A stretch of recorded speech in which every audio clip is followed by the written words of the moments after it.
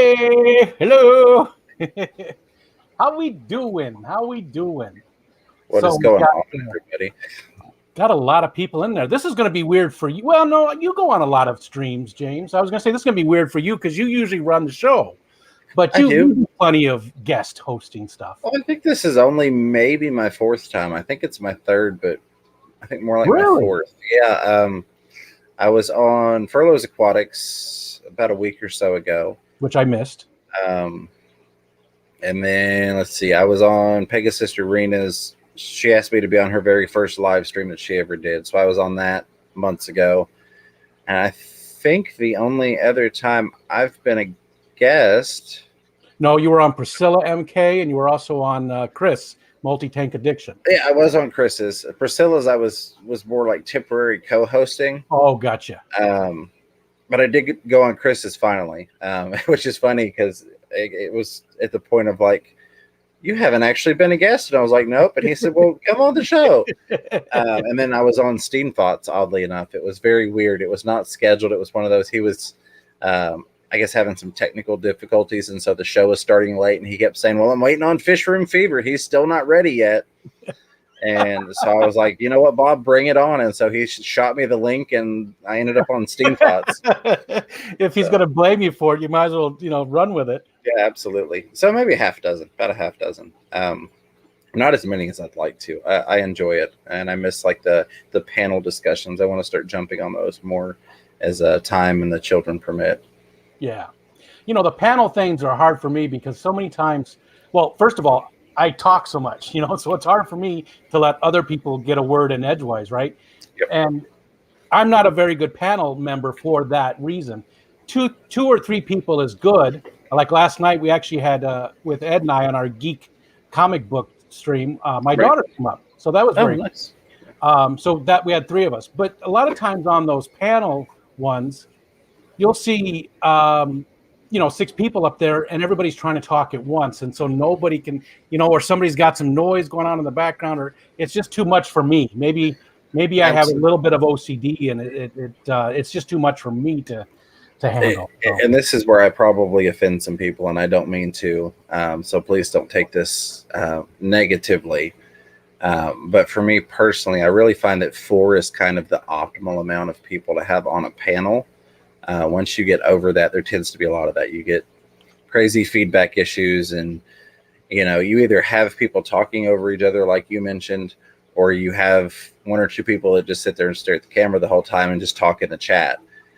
So I found that 4 is kind of an optimal number of people that can successfully carry on a conversation without one person sitting there awkwardly silent or people talking over each other. Well, look, we've got Bob Kaler, Greg the Guppy Guy. We got S, Indoor Fishing Inside, Muppet, Keith Hanshaw. I don't think I know you, Keith. So your name is not familiar to me, so I appreciate you coming in. It's good to see you. Grumpy Mike, John McKenzie. He's a staple. He's always there, always there. Third Coast Aquatics, Brianne. Hi, Brianne. How you doing? Patty, my what did I call her? She's my something. I lost my train of thought. Oh, as I'm going through here, I see Because Your Fish is here. I would like to give a quick shout out to Seth from Because Your Fish. He did a very awesome thing. He's sending me 2 pea puffers to go in my puffer tank, just out of the goodness of his heart. And they should be here tomorrow, which is my birthday. So that's very cool of him. And I really appreciate you doing that, Seth. That's awesome. There's also Tara. Go ahead. I was just saying that's super cool of him to do that. It really is. And again, early happy birthday to you. 35 looks great on you. So yeah, 35 was a long time ago. I sort of remember 35. There's Sean Chadwick, Peplin. I showed James this, Peplin, and he was a little upset because he does not have that sticker. I don't. I almost canceled the show tonight. I was so upset because I don't have. Crazy. Yeah. The first time I ever saw him throw something. Yeah. And Ray's Aquatics. And there we go. I think I got everybody. It's really good to see everybody. It's spirit animals. There we go, Patty. Patty got it. She's my spirit animal. Monster love Fish it. Gal, how Lori? Good to see you. Okay. Yeah, Keith just post on his channel. Well, I appreciate that, Keith. I appreciate you coming in.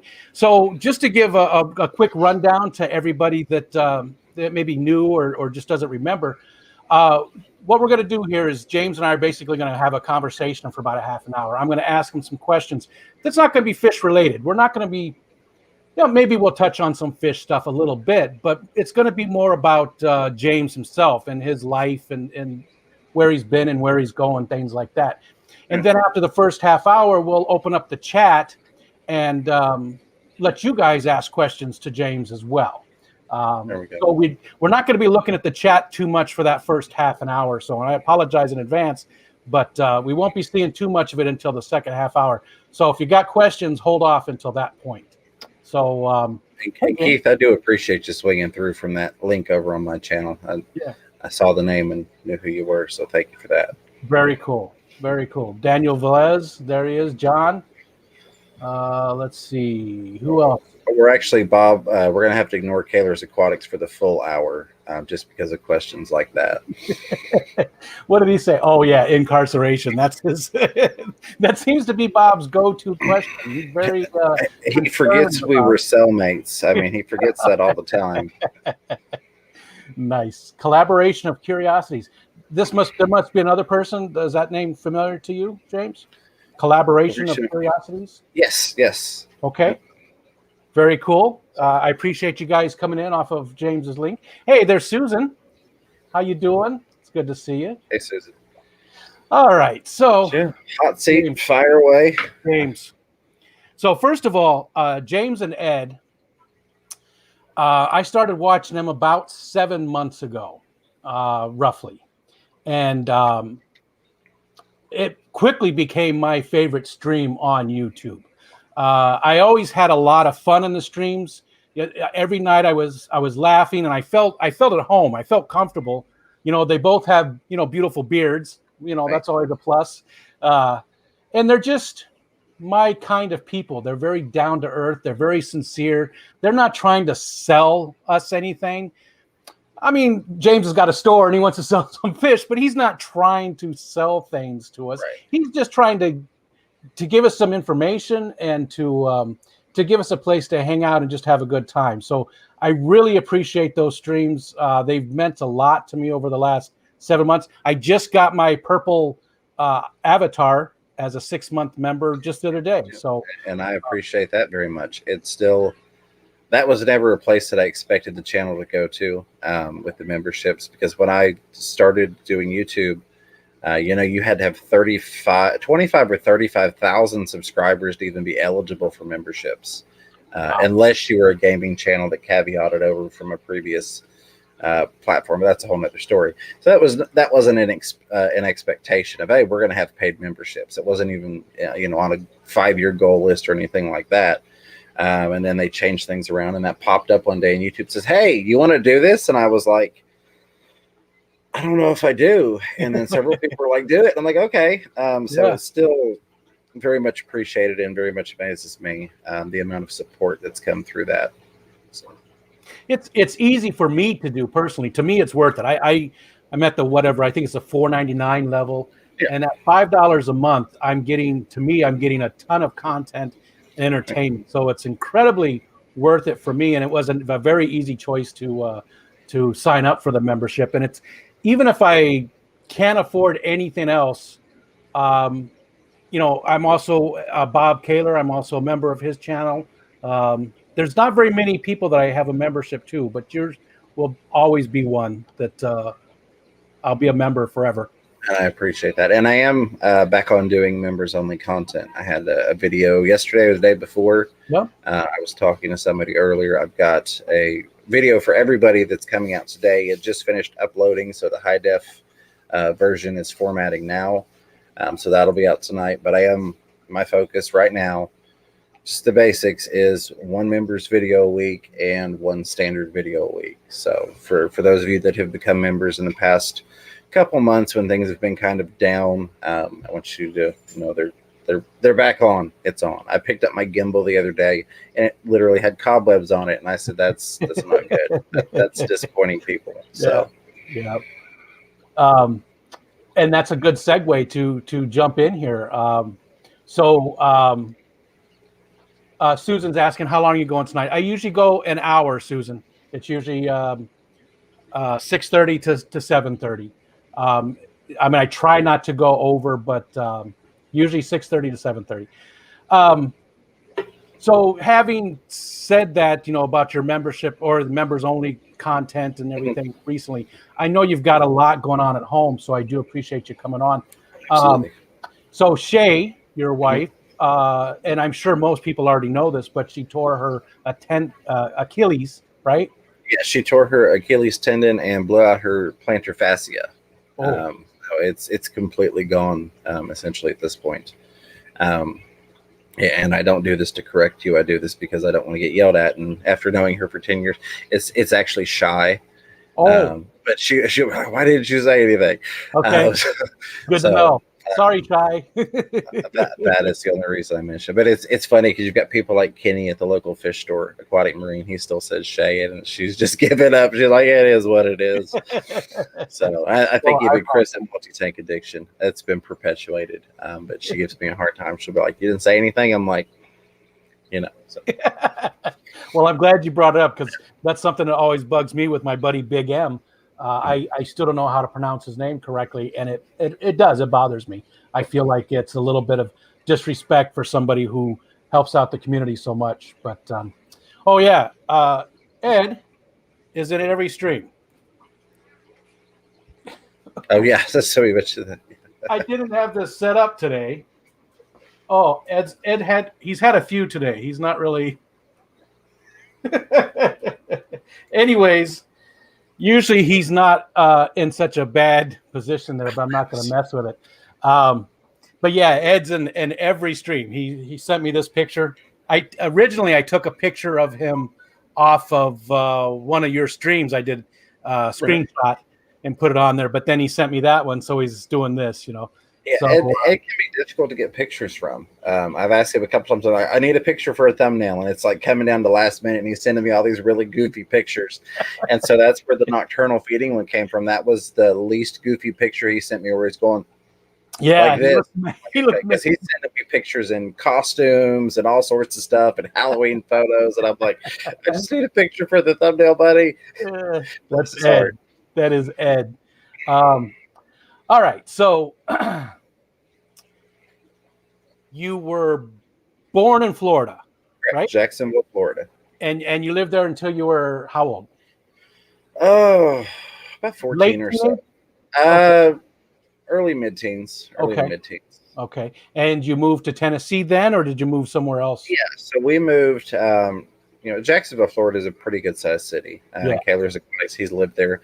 Long story short, but very funny. He actually worked in the same hospital as my grandmother down in Jacksonville. Oh, wow. So that was funny when we both found that out after meeting each other. But moved from Jacksonville, Florida as a teenager to Madisonville, Tennessee, which if you're not from around these parts, doesn't mean much. But it's a very, very, very low population. It's about as rural as you can get. It's quite literally the town where the only thing to do is cruise around the Walmart. And that was legit. Well, what do you all do around here? My cousin's like, well, we drive around the Walmart parking lot. Moved onto a cow farm.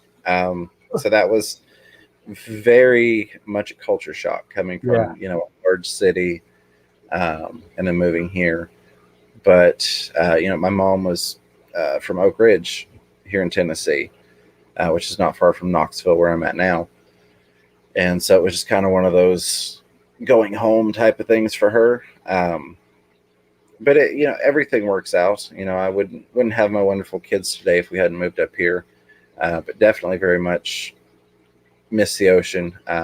Love when I do get a chance to go back and visit. And that's part of what, brought me into fish was growing up on the beach. My parents had a marine construction business. Before that, they had a shrimping business. So my life was spent on the water and, interacting with critters and creatures and all those wonderful things. Nice. Um, yeah, I lost my train of thought there. I'm good at derailing those. Something you said triggered a thought, and then Yeah, it's I enjoy Tennessee. We've got an amazing, fish fam here, the Tennessee Fish Mafia. It surprised me how many awesome fish keepers there were in a landlocked state. But it's, I still miss the ocean. I do.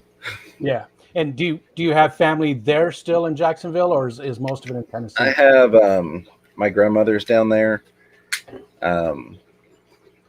And then some like odds and ends, aunts and uncles, cousins, and things. My mom was one of 12 kids, so there were 6 boys and 6 girls. So there's a lot of family everywhere. It just kind of depends upon what side of the family and how, how you all interact part that you look at. But yeah, I've still got some family down in Florida, but nobody that I really saw on a regular basis anyway, so to speak, excluding my grandmother. So yeah.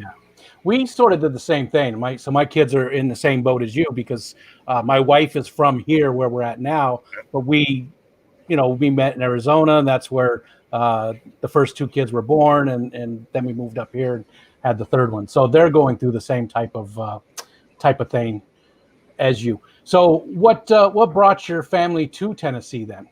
I mean, I know that you said your mom was from the area, but what instigated the move from Jacksonville to Tennessee? I don't even really know. I think it was kind of a getting back to the family base, if you will, because she had a lot of family up here that she interacted with, sisters that she was close with. My father passed when I was about 10 years old. So this was several years after that. And it was her and her sister, my aunt that I grew up with. She lived with us since I was a little one and helped take care of me. And raised myself and my sister. And I think they just kind of were looking to get back home, if you will. Gotcha. So opportunity presented itself up here. We moved there. And then at one point we moved from there to the middle of nowhere. It's literally in between 3 state parks. The property was owned by a very wealthy man out of Nashville that purchased it to preserve the building and the property. But it was 23 miles above Jamestown, Tennessee, and 23 miles below Monticello, Kentucky. It's just middle of the woods, and this is when I was, 16 to 18 range. Oh yeah, that's tough. So it was beautiful, but lacking that interaction, lacking that. This is back when it was dial-up still. So it was like my only outside world connection was, like AOL, and that's if that worked. There was no television. You got no cable channels, no satellite, no nothing. It was beautiful, though. I mean, it was gorgeous. It's thousands of acres of just wildlife. Yeah, but for 16 to 17, that's tough. Hey, there's Ed came in. Cooper's Aquatics, our man, a lot of people coming in. You're drawing them in, James. All right, love it. Jeffrey Watts. Yeah, that's tough on kids, and I think about that with my kids. Like right now, my youngest is 19, and he doesn't have a car, so he doesn't have a job. It's hard on him trying to. His girlfriend doesn't live too far away, and she has a car, so at least they can do stuff. But it's tough when you. Oh, I'm sorry. I just got an email saying that my 75-gallon tank was out of stock. And I thought I finally got my 75-gallon tank. Oh, I'm so disappointed. So I just bought my 75-gallon tank today, and they said they had it in stock at my store, and they do not. And because I bought it with a gift card, now I have to call them and go through this whole rigmarole about getting my money back. So it's a pain in the ass, and Petco can themselves. Yeah. Anyways, okay. Back to this. I was so happy. I was going to finally get my 75-gallon. They was telling me about it before the stream started. I feel bad. That sucks. They just this is Rico sitting on my forehead. It's just I don't know what's going on over here, Ed. You had a little bit to drink today, I think. All right, so you you moved from um, Florida up to Tennessee. Uh, and what did you do for a living once in your late teen years or early, um, 20s? So when we were on the property in that Kentucky Tennessee border area, out in the middle of nowhere, that property consisted of a log cabin, which at the time was the longest continuously lived in log cabin in the country, and also at one point had housed Harry S. Truman's grandparents that lived Ah, there, which is part of why that rich gentleman bought it. He wanted to make sure that that stayed lived in.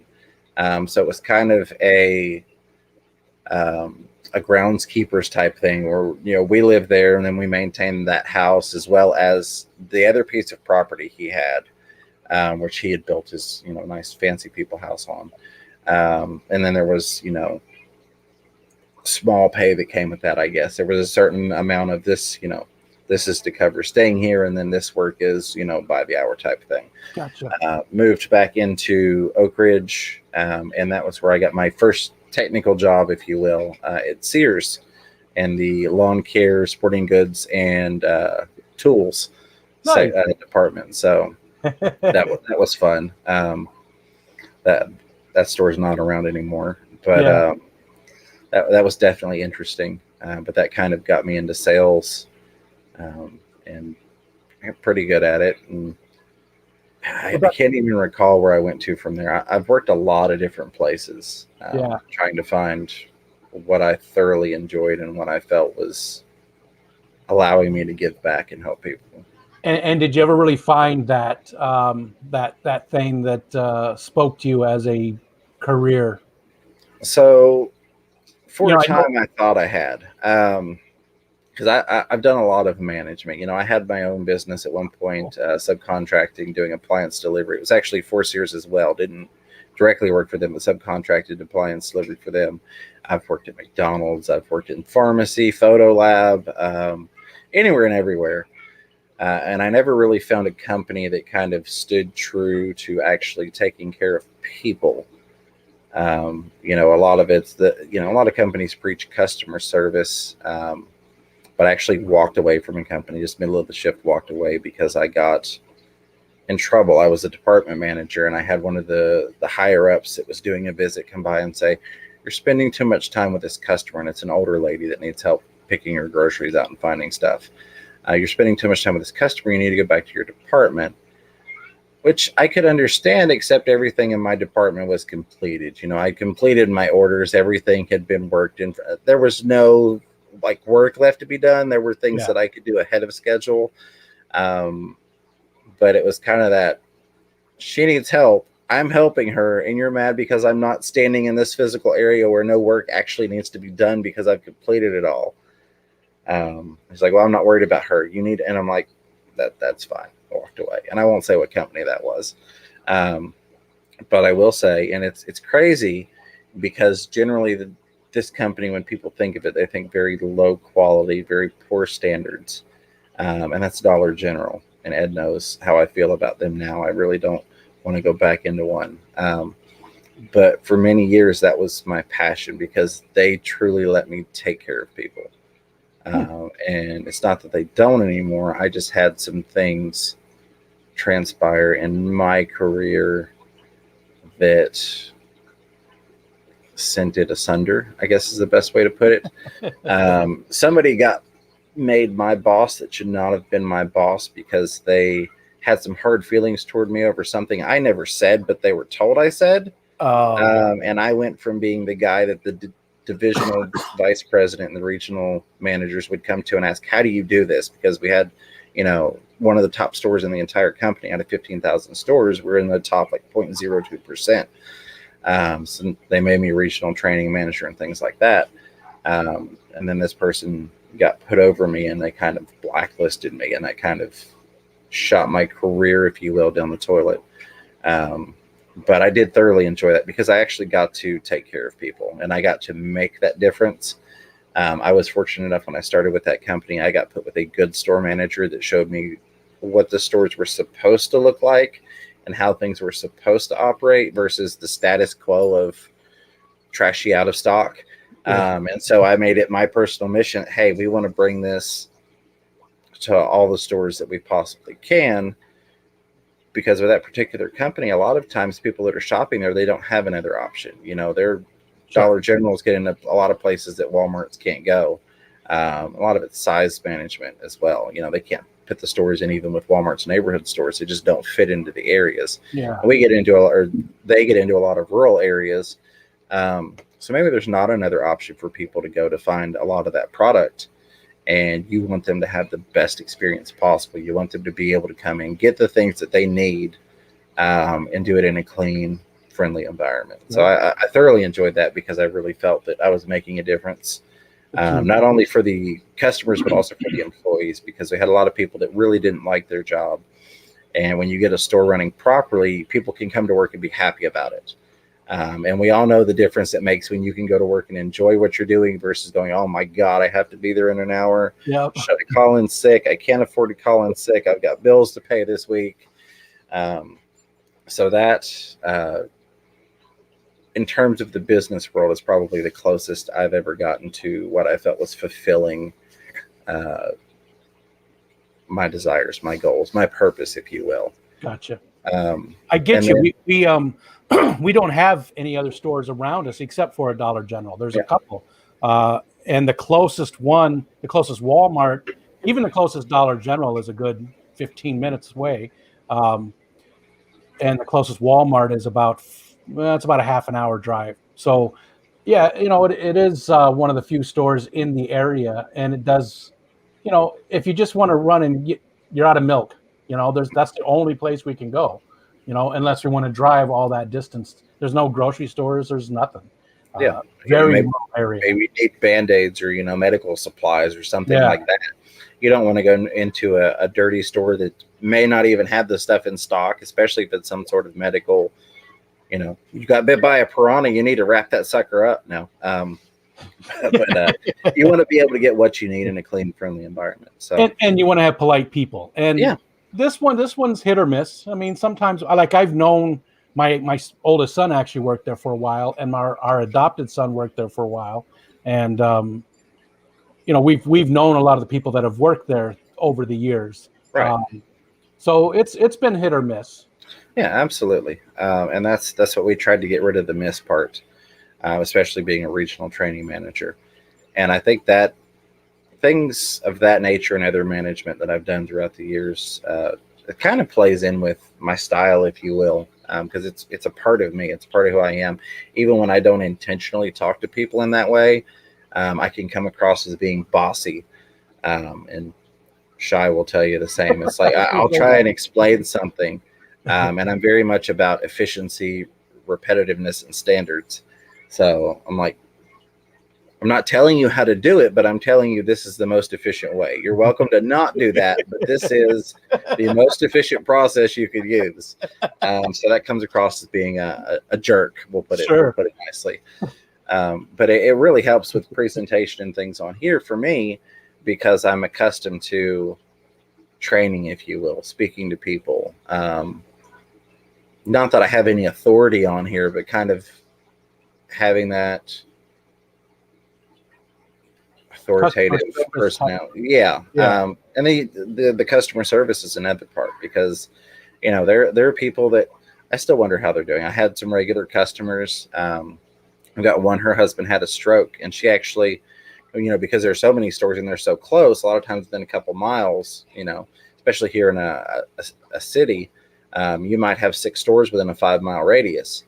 I had a lot of customers that followed me throughout the year, store to store. So, one lady, her husband had a stroke, and I had not physically watched him, but through having conversations with her and customer service and building relationships, had, seen the progression of him, not really being able to do anything he can move some, and now he's doing this on his own, and now he can talk some, and, we're having this ramp installed and things like that.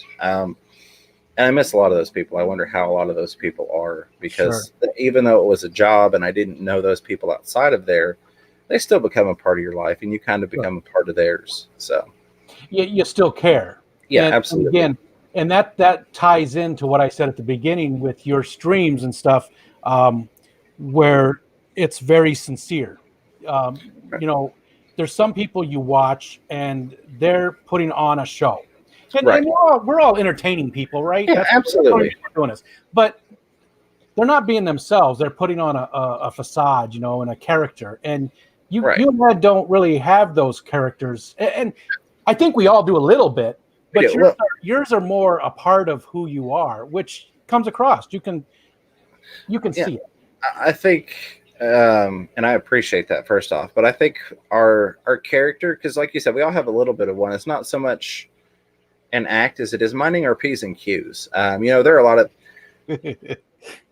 for those of you that don't know, I do swear a fairly good bit, a lot, and in my personal life. I don't bring that over to YouTube. I want it to be very, very family friendly, even though I take very much the Gary V approach to, like, he's had his kids' teachers tell him, well, your son used a swear word. Well, that's fine. Okay. They know when it's appropriate and when it's not. Like, my kids know what swear words are. They don't use them, but I'm not one of those people that if you said a swear word around my child, I would be offended. Yeah. They know them. They don't use them. But they're very much aware that they exist. It's not one of those sheltered, they can't hear that word. That's funny because I don't carry that over. I don't carry politics over. Those things stay out. So I have that persona, if you will, but it is very much me. It's just keeping things out of it that I don't feel are appropriate for the general public, Sure. if you will. It's still your character, but you've pared it down a little bit to make it a little more professional, maybe is the word. Absolutely. But it's funny you're talking about the swearing, because last night we were talking about that when my daughter was on, because she swears like a sailor now, but she's in her 20s, Right. So it's a little different. And that's another good segue. How old are I know you have two boys, and how old are they? They are 7 and 9. They will be 8 and 10 this year. So. And that's a fun age, but it's a tough age too. Yes. My kids, I was pretty lucky. We never had any type of behavioral issues or anything like that. All throughout the school years, everything was pretty copacetic. I mean, we just, it was pretty mellow and laid back. And I've got 3 really, really smart, intelligent, good kids that I can't remember. The worst thing they ever did was not doing their chores. Yeah, I can't relate to that one, but it's hard when they're younger. It is definitely hard, and sometimes teenagers can be a handful as well, and sometimes they're just, like the boys were easy. My daughter, she was a little dramatic, but nothing bad. So okay, so I'm a handful. My youngest one is entirely too smart for his own good. And I never thought I would say that, because I was always one of those people that when parents would say that, I'm like, no, I'm like, he unfortunately is. Him and I will have adult conversations. And I don't mean that in the sense of, for some reason, there's this connotation. We say adult conversation is things that are sexually related, but we will have actual intellectual conversations about things, and he'll ask me why the things work this way, and he's very inquisitive. I can have a more in-depth conversation with him regarding fixing a car and different tools than I can with his mom. And bless her heart, she tries. But there have been times I've been under a car and I'm like, no, I need a 10 millimeter, this, that, or the other. And she's searching and he's just handing it under the car to me. No, I need this. But that also gives him the opportunity to get into a lot of trouble, figuring how to access payment methods and things of that nature. So it's a blessing and a curse. But they keep you on your toes and you got to love it. And it's just, it is what it is. You take the good with the bad and you just keep on going. My wife actually likes to work on vehicles. She's done brakes before. She's taken out alternators. She's done a lot of stuff. I do too. I don't like it, but I'll do it. Right. Back in the day. Now these days I don't. these days it goes to the shop. But back in the day, I would do a lot of it. But she was right there with me, and really, she really likes doing it. I thoroughly enjoy it when it's not a necessity with a time time period attached to it. When it's not, oh my God, I have to fix this before Monday for work type of thing. Yeah. When it's optional, I enjoy doing it very much. I've got a Magnum, a Dodge Magnum, and it's got the 5.7 Hemi in it. And I've had the head stripped completely off of that thing, broken it all the way down so that I could do work on it. And I really enjoy that. But see, that's not for me right there. I would do the things that needed to be done, but no, I'm not a car guy by any means. When I was a kid, 17, 18, even in my early 20s, I had Volkswagens. In Arizona, we had Baja Volkswagens. They're very big. You go, off-roading with them and stuff. And those I would mess around with, but you sort of had to. And they're more of a hobby than a reliable vehicle. There's something. But you can take an engine out of those and lift it up by yourself. Right. You disconnect electrical, you disconnect the gas. You got 4 bolts that tie it into the transaxle. That's it. You pull it straight out and you lift it up and move it out of the way. Oh man, that's the engine only. Yeah. No, they actually designed that particular car, the Hemis.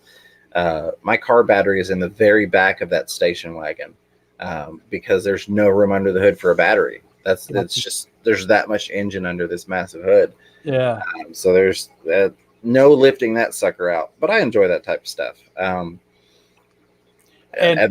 were you bigger into cars?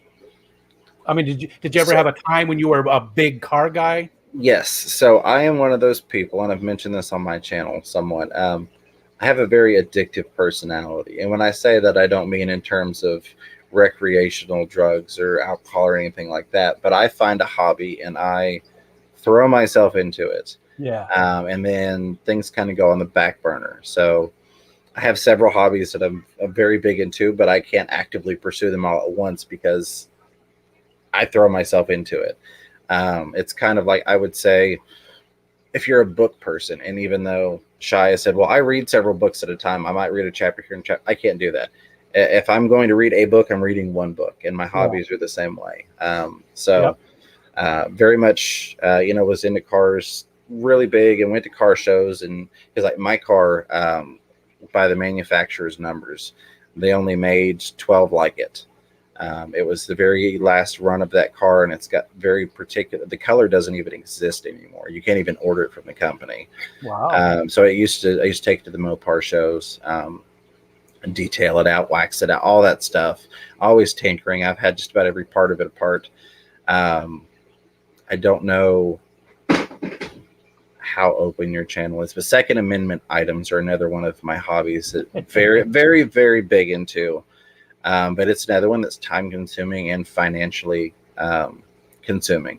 Yeah. So those are things that I still have these things. I still enjoy those things, but they're not my primary focus. The fish keeping and then the YouTube,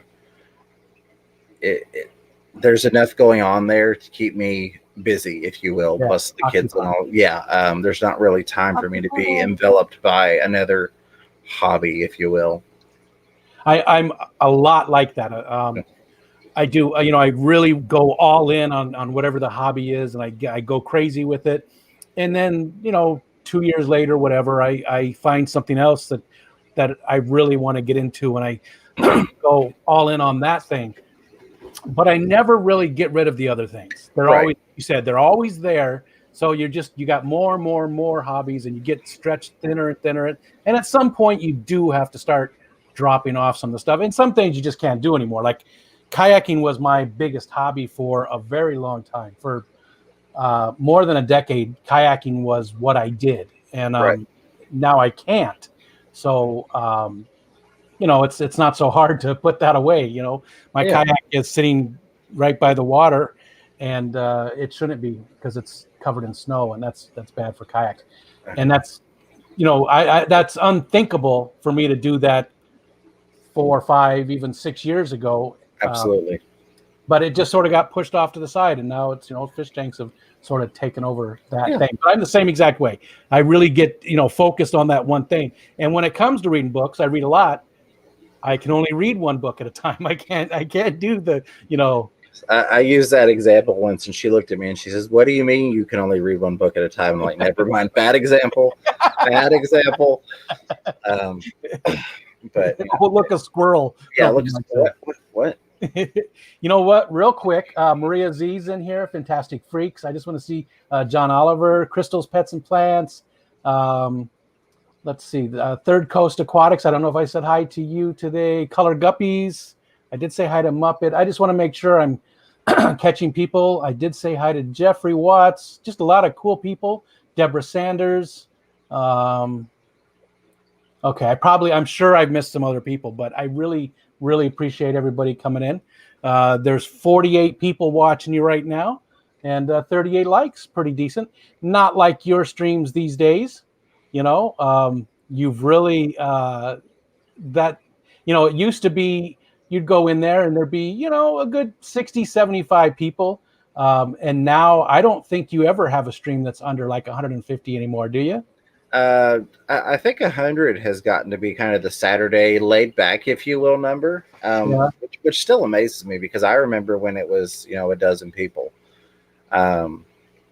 It's very much surprised me how the channel has evolved. I've been very blessed and fortunate, people like yourself and other people that tune in regularly. And then people like, KG Tropicals, John and Lisa have been phenomenal with the send over from their channel. That's done a substantial amount. I'll take credit where credit's due. You don't keep people if you don't give them a reason to stay, but those people wouldn't be there if it weren't for them doing the send over. Yeah. So that's been very much appreciated. And then a lot of it, even my local fish store, Aquatic Marine, they've got a little display there where they keep my stickers and they play my videos on the big screen.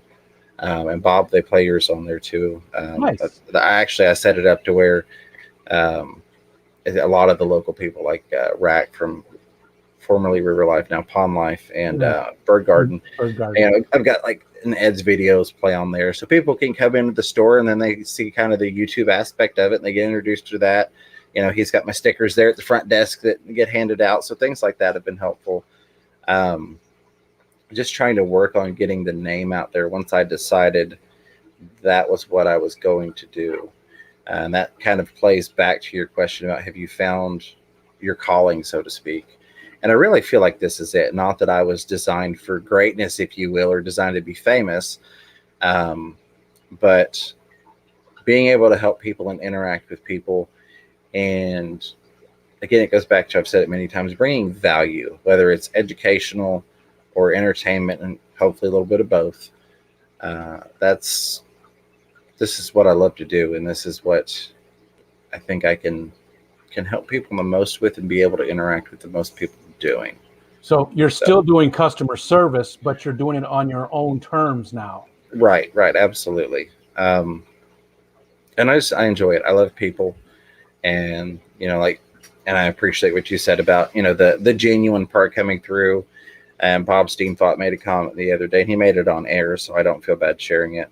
But he's like, I like to come on your channel because I feel like you're genuinely here to help the community. And I'm like, that's why this started. It didn't start as I want to do YouTube. Yeah. It started as, well, this is the easiest way to help some people. And then it kind of started to move along. And I was like, this is a possibility.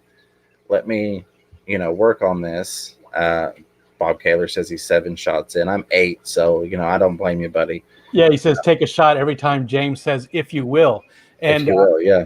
And my wife, not to interrupt you, but my wife noticed the one stream that you say absolutely quite often. Absolutely. I do. She goes, she couldn't stop hearing it, and I never noticed it before. But you say absolutely quite often. And after she said it, I couldn't stop hearing it either. Gorgeous is another one. You'll find that if you watch my fish store tours, everything is gorgeous. Look at it, gorgeous fish. It's gorgeous. Yeah. Ben Ochart does that too. Is it not? It's not gorgeous though. It's just beautiful or something. I can't remember. He's got one too that he uses all the time. I think we all have those types of We do. And fallbacks, you know. I feel like a lot of mine comes from presentation and doing talks and coaching and teaching and things, because that's just one of those kind of, imagine if you will, and you go into this scenario and you're like, well, so it's just kind of has become ingrained in me, and I'm sure all the motivational things that I watch don't help. There's a fun fact. I spend more time watching motivational, and by watching I mean listening to, but playing on YouTube, motivational things than I do anything else. And that is part of what gave me the push. I really do firmly believe that we all have something within us that we were designed to do that is our specific gift to the world, if you will. And most people never either find out what that is or bother to pursue it. Gotcha. And there's a quote, and I can't remember exactly who said it, but the largest wealth of knowledge on the planet, not in the Library of Congress or any other place filled with books, it's the graveyard.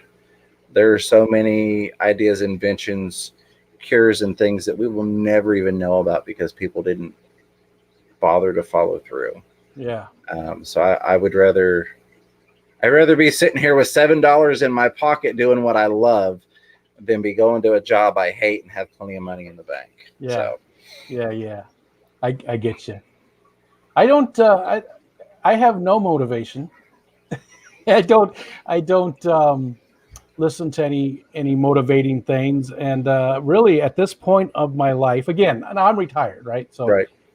At this point in my life, I'm just having fun. I don't have any goals. My goal is to. I think I'm going to get out of bed today. You know, that's my goal. Right.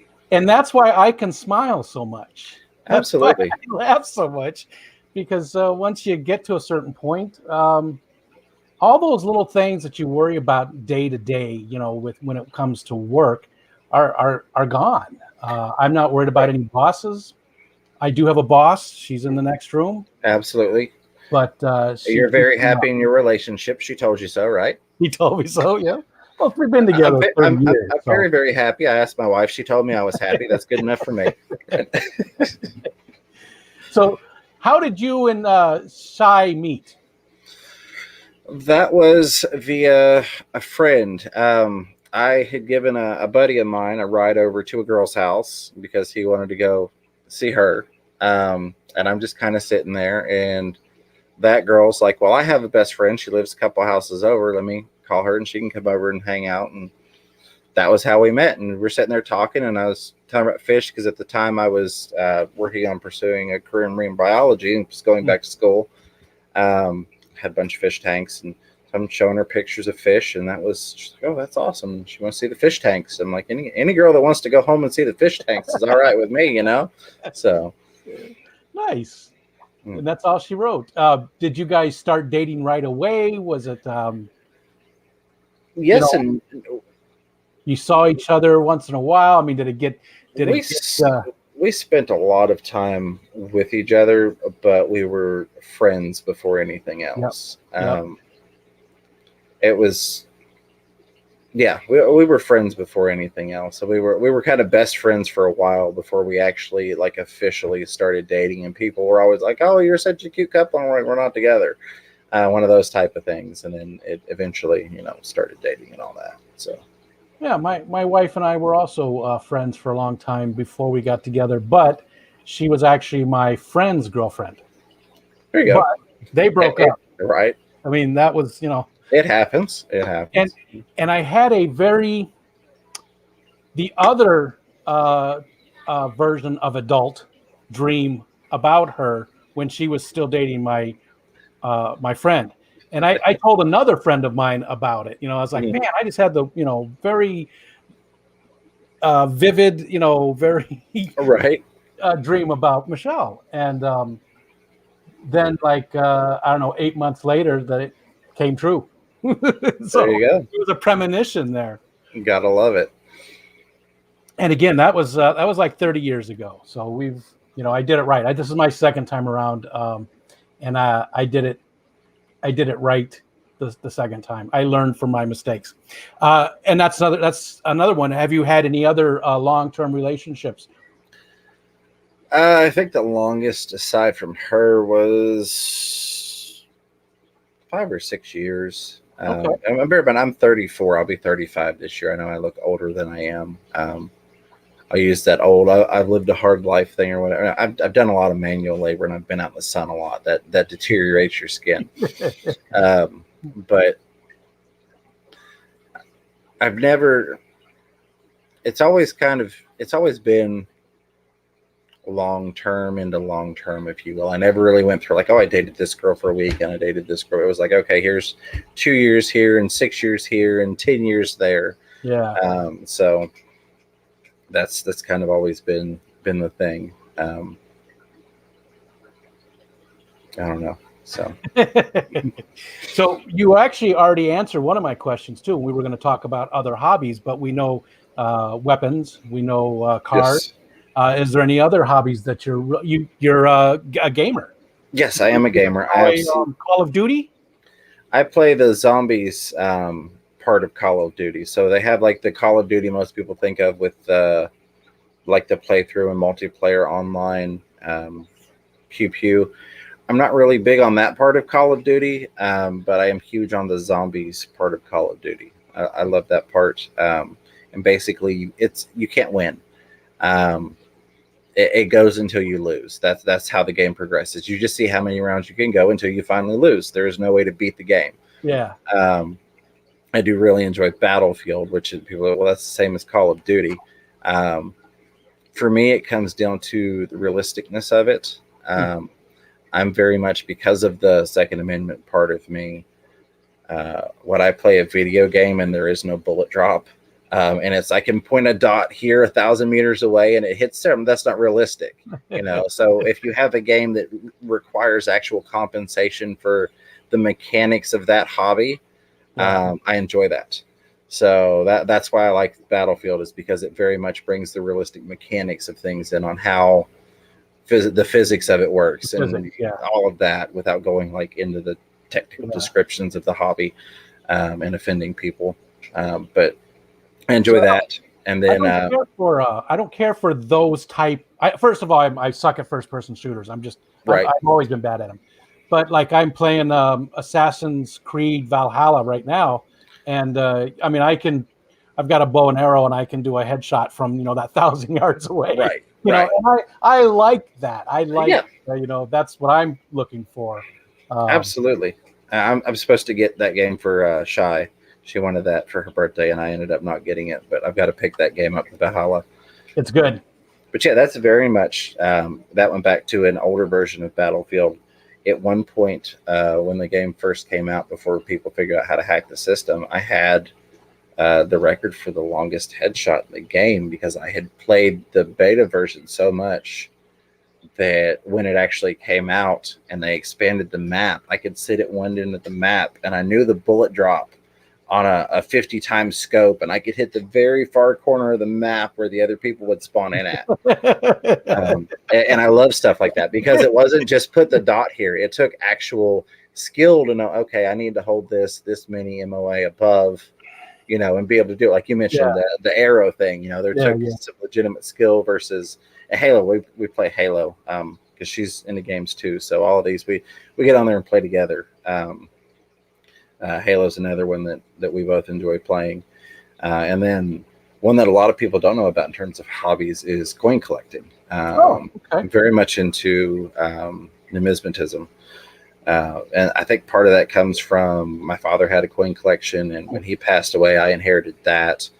But I've also found that to be a twofold thing, where I've been able to, when times were really good, invest money into that hobby, and then maybe times weren't so great, and it was almost like a savings account, if you will. So that was almost like a justifiable expenditure of excess money.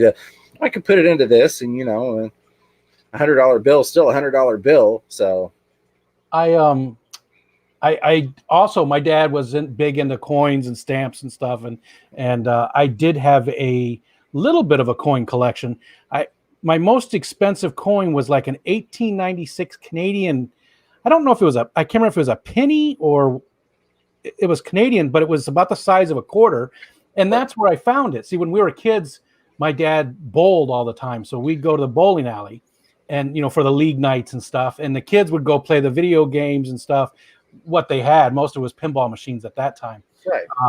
But I found this 1896 Canadian, whatever it was, in one of the machines. And it was worth like a few $100s at the time. You got to love that. That was one of the things I enjoyed the most out of working retail, because I spent so many years working registers and dealing with, the money.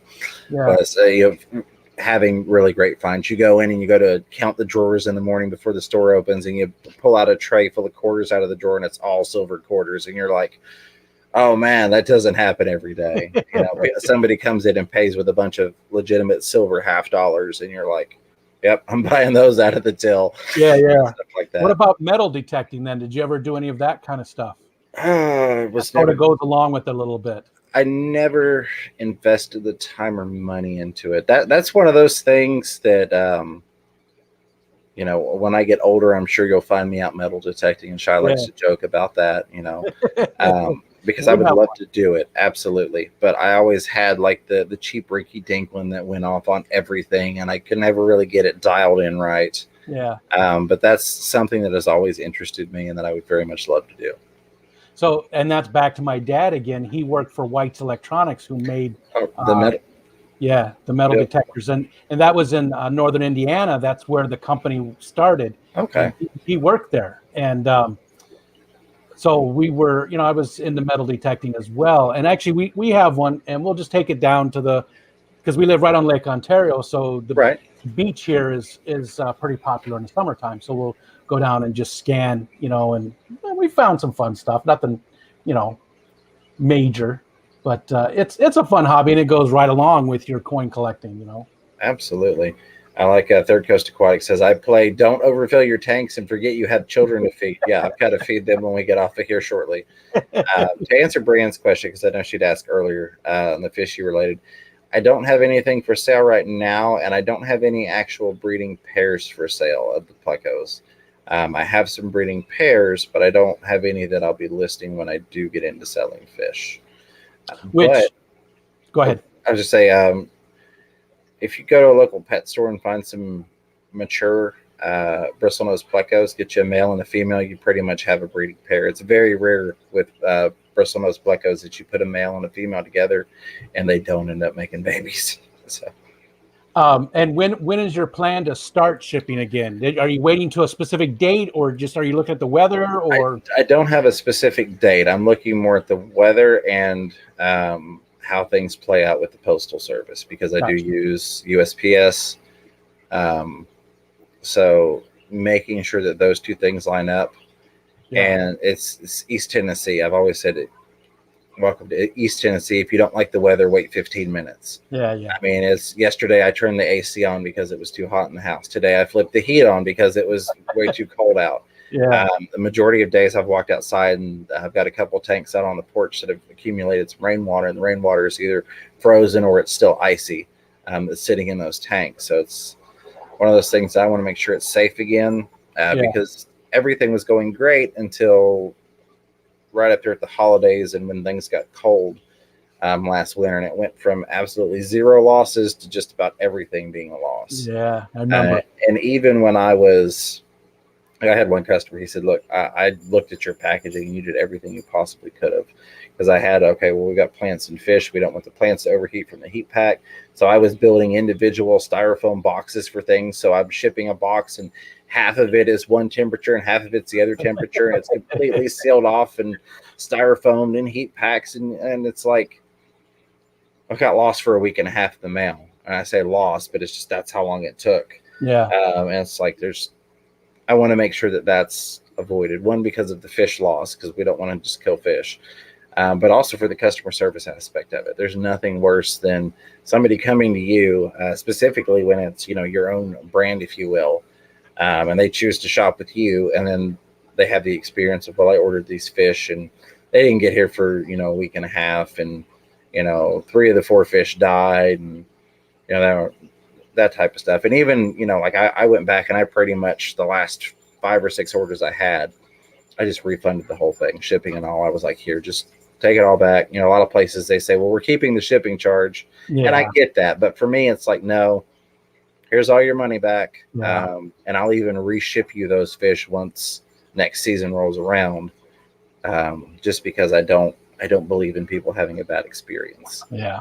And I did buy some fish from James last year for albino bristlenose, and they're doing awesome. They look great. They're still not big enough for me to tell male and females yet.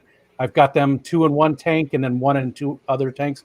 Yeah. But I'm sure out of the batch I have at least 1 male and 1 female. So I'm hoping pretty soon I should be able to tell which are which and put them together. Go.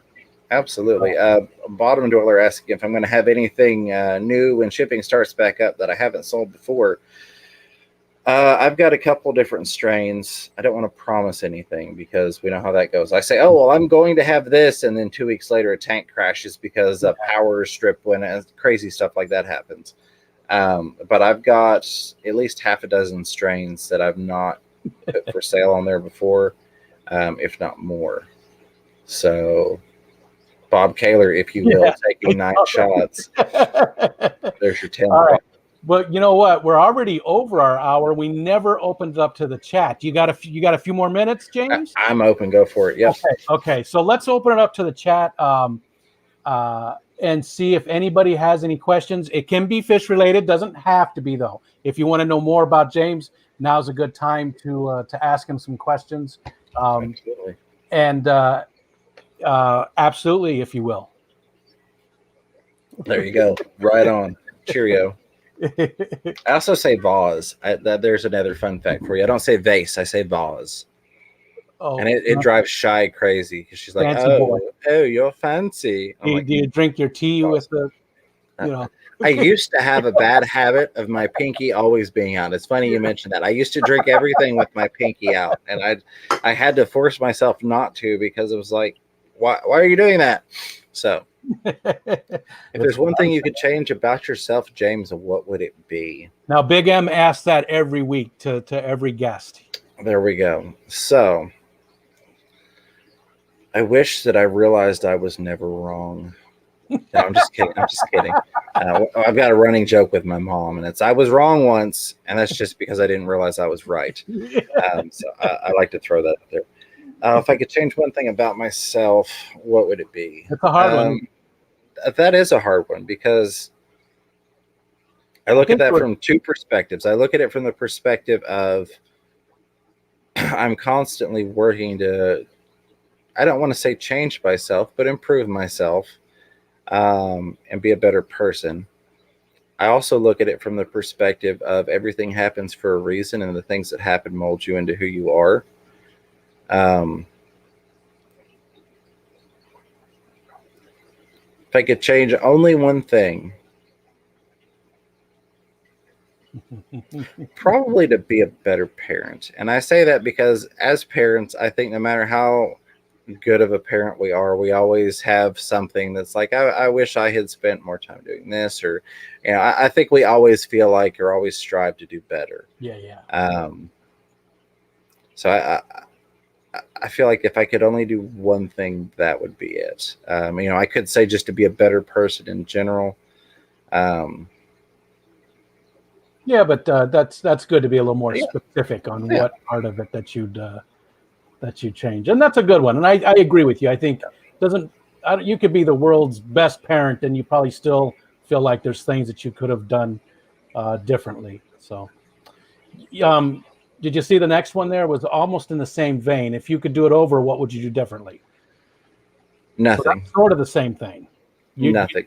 But you touched on that because you said that's how you got to where you're at. So I say this because generally when people hear this, they go, "Oh, well, you've had an easy life. You've not had hardships." You know, I lost my father when I was 10. My aunt that helped raise me, my second mom, pretty much, she passed several years after that. Other personal losses that I won't go into on here. All of those things having happened, you know, if you'd asked me that 10 years ago, I would have said, well, I wish there was something I could have done to, maybe prevent my father's passing or somebody else's. I come to find that everything really does happen for a reason. And especially having a child, I look at, if any of these things had played out differently, if I had rearranged my life, quote unquote, for the better, any small series of changes or any small change would have led to a series of changes that would have prevented that from happening, which is not to say that I wouldn't have still had children, but, my father had been alive. I wouldn't have moved to Tennessee, wouldn't have met Shy, wouldn't have had the kids, sure I would have met somebody else, but things play out the way that I feel they're intended to. And I don't like to go religious. That's another thing I don't drag over. My father was a preacher. That's very much a part of me as well. I believe that nothing is ever put on you or in front of you that you are not strong enough to get through and overcome. So I wouldn't really change anything. And even not long ago, I would have thought, well, I wish I had just done the YouTube thing sooner, because I have a couple videos. I have at least one I know is uploaded, fish videos that I put out 9 years ago, when I first was like, hey, I could do this YouTube thing. I'm like, well, I wish I had started that sooner. I wasn't the person that I am today. And you all may not have enjoyed watching that person. I was younger. I was a lot more arrogant. Wasn't really quite as caring, I guess, if you will. So even things like that, well, I wish I had started YouTube sooner. Well, that me was not the person to start the YouTube channel. This me is the person that was the one to start the YouTube channel. So I get you. I understand. All right. And there's one from your buddy Ed. If you had to move the Dakotas, north or south? South. You like the South? Only because it's southern. Only because it should, in theory, be a little bit warmer than north. I don't know. Probably not a whole lot, but yeah. Not much, but I'll take every degree I can get, right? With that wind, they get some crazy winds. Yeah. And did you see the one from Angus from Bottom Dwellers? Should I hold off on getting my plecos till you start to ship? Blue-eyed lemons or super red? I would recommend, if you've got a good source to get them from, go ahead and get them. It would be very selfish of me to tell you to wait until I can sell you some. As much as I appreciate the fact that you would even be willing to do that, I would encourage you as a hobbyist, if you've got access to them, go ahead and get them. Although, again, I appreciate that. It would be not appropriate of me to say, well, just wait and get them from me. As much as I appreciate the fact that you would, I would rather you go ahead and get them now and enjoy them now. Very much. But I appreciate that, Bottom Dweller. Okay. What's your favorite aquatic plant and most disliked? Most disliked is duckweed. And I know that's a standard thing for people to say, but I say that as someone that has preached the positives of duckweed, and I don't take that back. But I have probably 2 gallons worth of duckweed I need to clean out of this rack that I'm moving and working on a video for, which, by the way, before I forget again, I've got a video. Looks like it's finished uploading. I just need to post a thumbnail and then I'll have it out today. So be on the lookout for that. There's my shameless plug of the day. So that would probably be my least favorite is duckweed. My favorite is probably crinum, which I've got. This tank looks horrible. I was stirring things up before the stream started, and I can't see myself, but I've got 4 screens. I don't know how that's going to work out. Dear Lord, what have I done? I moved a thing around. But I've got some crinum over here, and I absolutely love it. It's an awesome plant. I really didn't think it would do as well as it has. Is it the very tendril looking one? Yeah, the crinum calabistratum. Gotcha. That is nice looking. Yeah, I do like that. Fix this. I like the I'd say Pogostemen octopus or whatever, the octopi. That's my favorite just because it does so well in my tanks. I've been still figuring out which ones work well in my water and stuff, and that one just goes crazy. And the water lettuce that Ed sent me has done very, very well too. In fact, the tank over here behind me is just totally covered with it. The whole top of it, totally covered with it. That stuff's growing like crazy too. So it's doing really well as well. Very, very nice. Really well as well. Okay. Somebody had asked about taking my car to the track. I never actually took it to the track, but my car from the factory was right at 350 some odd horsepower. And then I've done everything from 3-angle valve job to the heads to custom tuning to it, long tube headers. I've done so much to that thing that I know it's pushing 400 plus. But I never actually got it to the track. Well, here's the thing. They came out with this fancy idea on the Hemis to have this multi-fuel displacement system. It's a fuel saving thing. So basically the way it works is when you're coasting, it's not firing all 8 cylinders. It alternates and it fires like a 4-cylinder. Yeah. You have the option to turn that off. I have that turned off because of all the custom tuning I've done. Like I have my engine tuned out to pull timing just to give me more torque. So I have that turned off. Right now, the fuel mileage is horrible. It's capable of really great fuel mileage, but right now I think it probably averages, I haven't clicked the little button to check it, but the way I drive it, I think about 15 miles to the gallon. I can get like 22 on the highway. It should be more like 32. But I have it tuned out for power, for get up and go. I don't have to second guess getting into traffic. I just step on it and it's gone. So when I was in high school, my best friend had a conversion van, and man, we had some fun times in that. But he was also a car guy, and I have no idea what kind of engine it had in it. It was a Chevy van. I remember that. So whatever motor would, but he got like 8 miles to the gallon in gas mileage. It was crazy. And he never wanted to drive it anymore because it cost him, so much money to go anywhere. But well, and people talk about the price of gas. I haven't looked at the price of gas in years. The way I've got mine tuned out, it only runs 93 octane and 100% no ethanol. Because I've got it tuned very precisely, and if I put anything else in, it can lead to pings and things. Gotcha. So knowing that there's one gas station in town that has the gas I need, and whatever it is, I'm going to pay that for it. I quit looking at gas years ago. So people are like, gas is this much. And I'm like, oh, I didn't know. I don't ever look at it. It is what it is. Yeah. I have one place to go and one thing I can buy. So I've never been in that situation. Hey, there's Kira. Kira came in late. She's there. Always good to see Kira. Let's see. So you got that. Oh, Third Coast wanted to know the fish hobby. What would you do differently? The fish hobby, I would do more planning.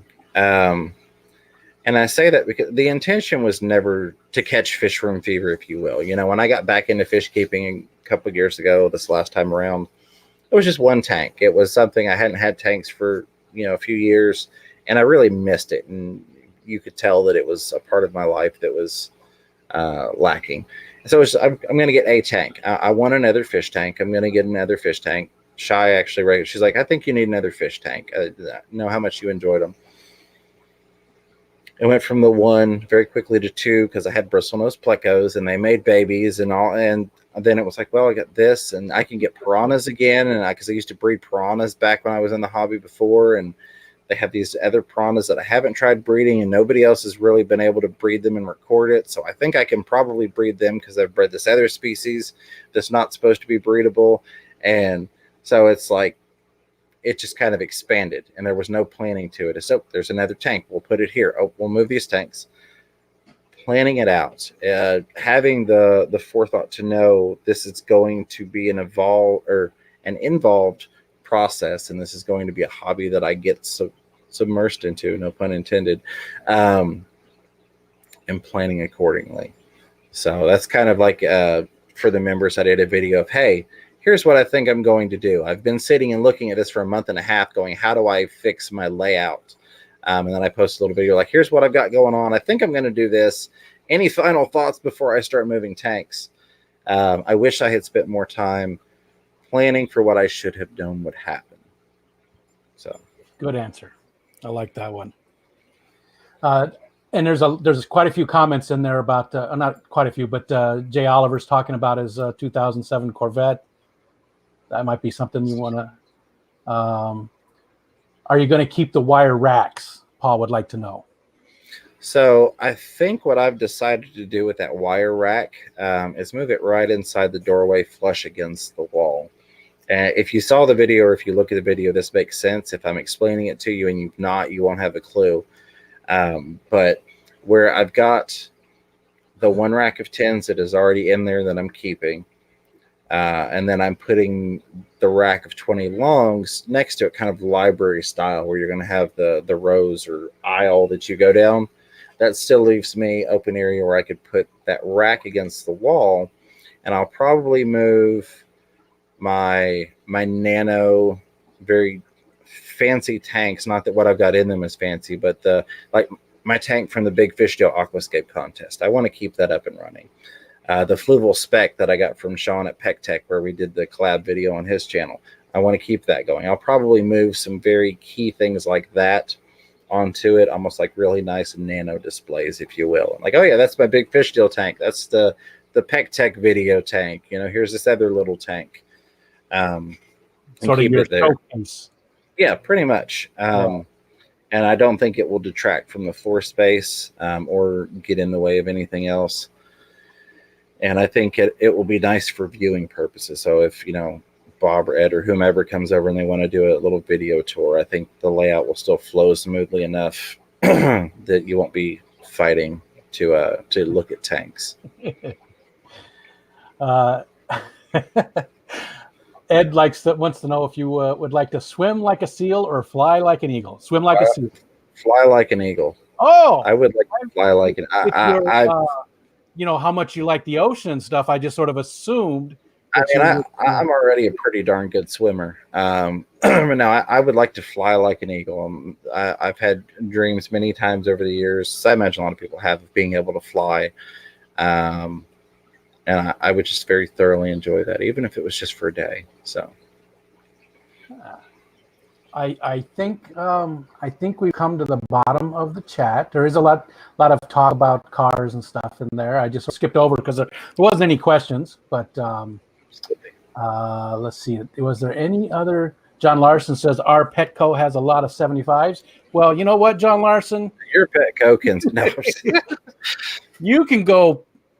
No, just kidding. Well, the horrible part of the story, I hope you don't mind me telling this, is nothing really involving you, but the horrible part was how they called you yesterday and said, we have this tank, the 75 available. Yes. And it was still regular price at the time. It was like, no, thank you.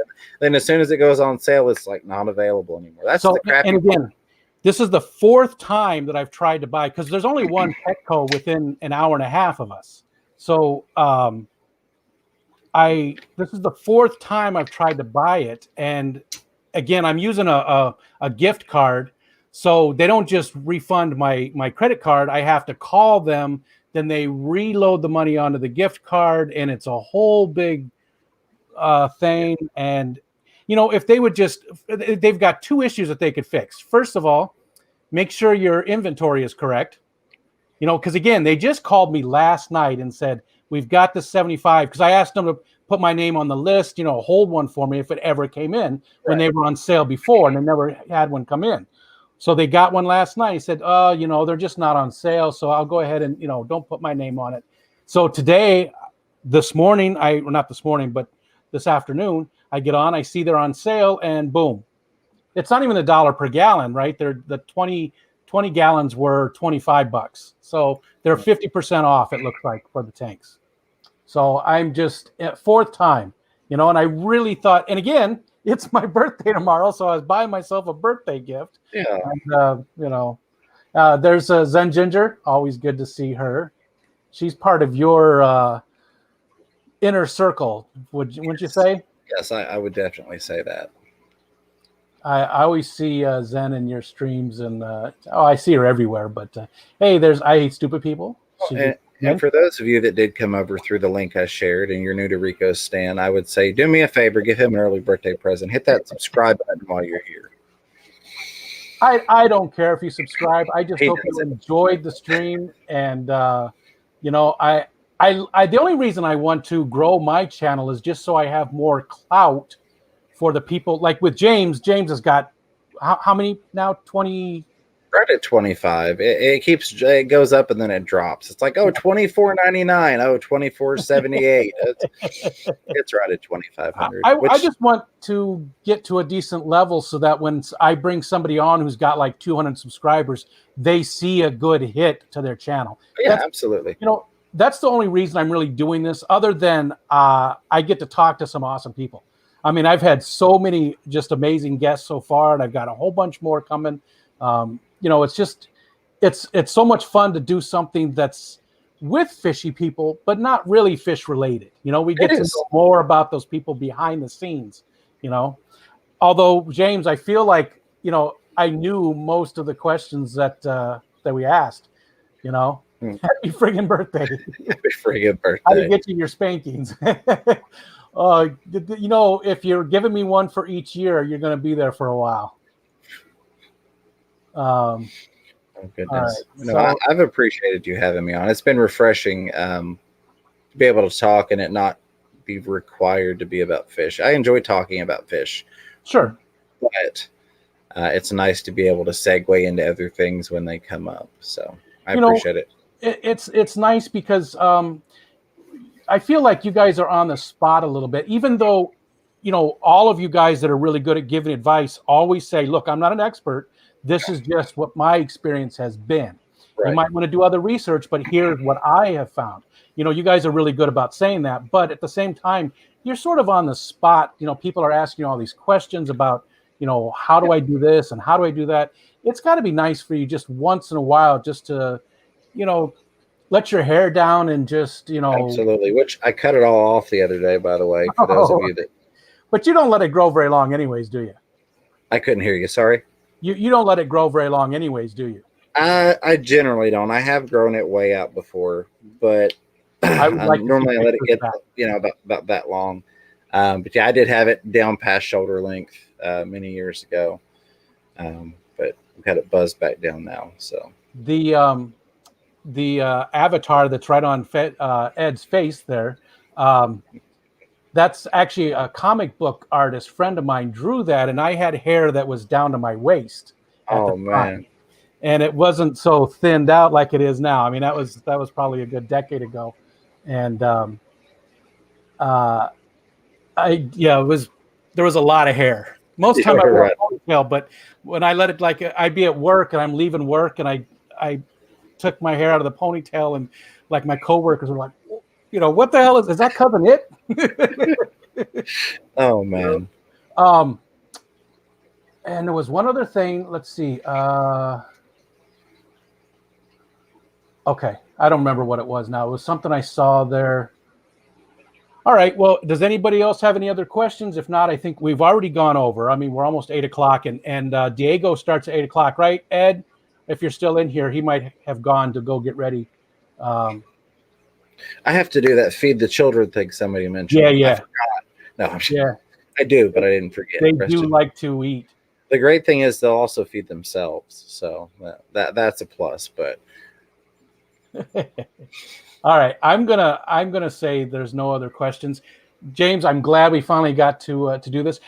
I wanted to have you and Ed be my first two guests because, again, you guys are my favorite. My favorite streams to watch by far.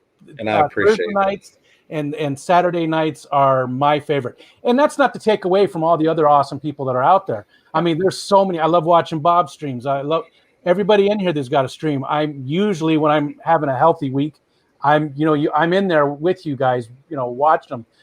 But you guys take it to another level for me personally. And that's why I wanted to have you. James better keep his hair short. I don't work with hippies. Hey, now, what was that last night?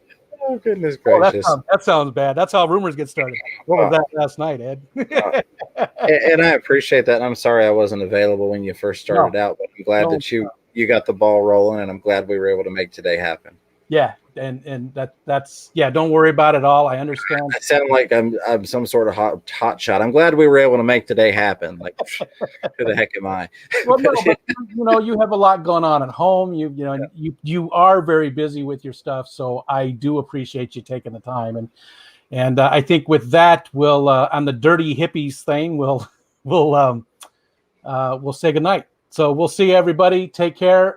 Next Monday at 8:00, Ed and I will be doing our geek thing, and next Tuesday at 6:30 p.m. Eastern Standard Time, I'll have Amy from Sand Creek Aquatics, who was supposed to be on last week, but I had to cancel for health issues. So, all right, everybody, take care. See ya.